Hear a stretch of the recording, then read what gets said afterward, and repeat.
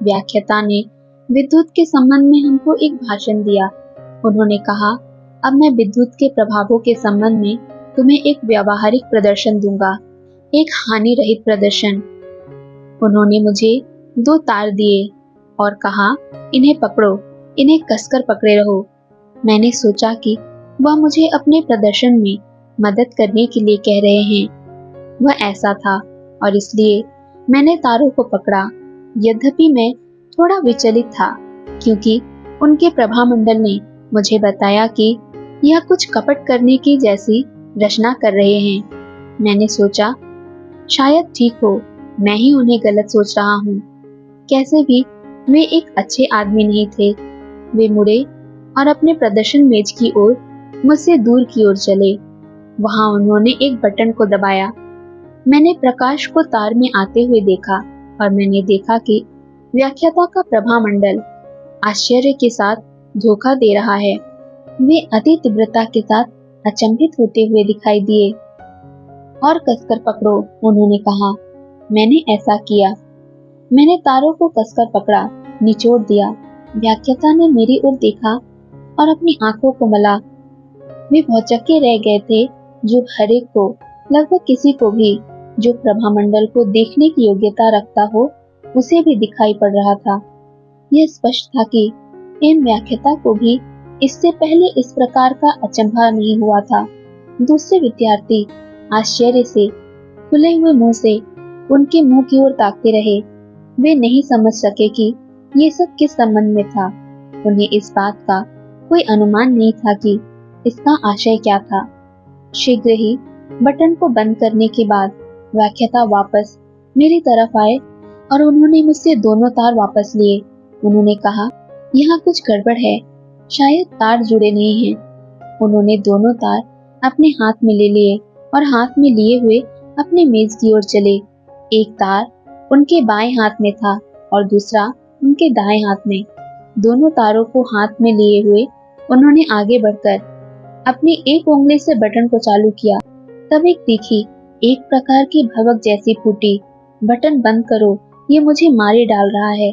इसी समय उसके शरीर में गांठें जैसी लग गई, मानो कि उनकी सभी मांसपेशियां बांध दी गई हों और लकवा खा गई हों। वे अभी भी चिचिया रहे थे और चीख रहे थे और उनका प्रभामंडल डूबते हुए सूर्य की तरह दिखाई दे रहा था।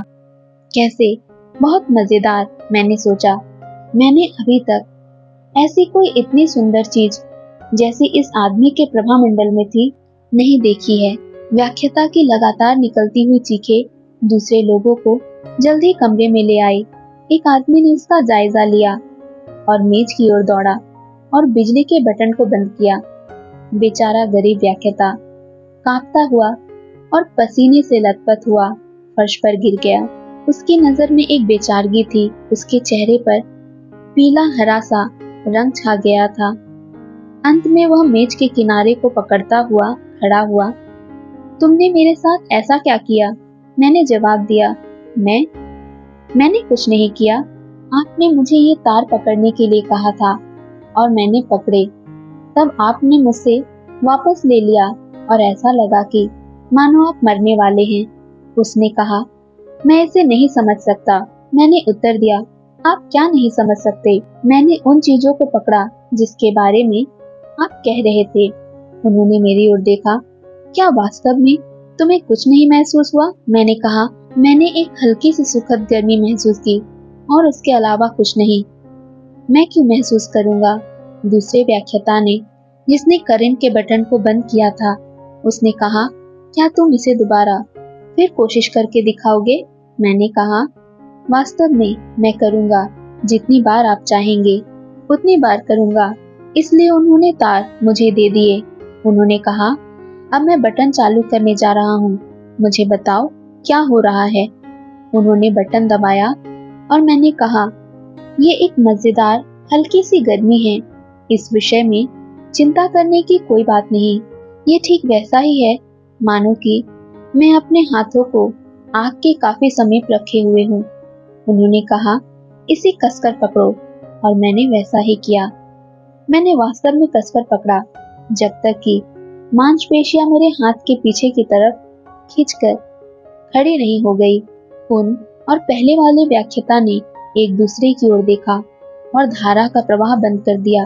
तब उनमें से एक ने दोनों तारों को देखा और उनके सिरों पर कपड़ा लगाया और उन्हें अपने हाथ में हल्के से पकड़ा। उसने दूसरे की ओर देखा। बटन चालू करो, उसने दूसरे को कहा। इसलिए दूसरे व्याख्याता ने बटन चालू किया और दूसरा व्याख्याता, जिसके हाथ में कपड़े लपेटे हुए तार थे, शीघ्र ही जमीन पर गिर गया। उसने कहा, ओह, यह अभी भी चालू है।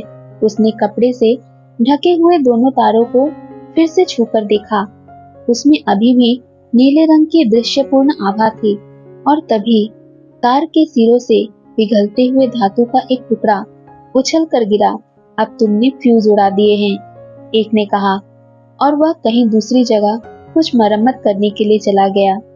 धारा दोबारा चालू हो जाने के बाद उन्होंने विद्युत के संबंध में व्याख्यान देना शुरू किया। उन्होंने कहा कि वे मुझे ये दिखाने के लिए कि विद्युत क्या कर सकती है 250 वोल्ट का झटका देने की कोशिश कर रहे थे। बेचारा गरीब व्याख्याता इस प्रकार का बिल्कुल नहीं था। वह विद्युत धाराओं के प्रति विशेष रूप से प्रभावित होने वाला था।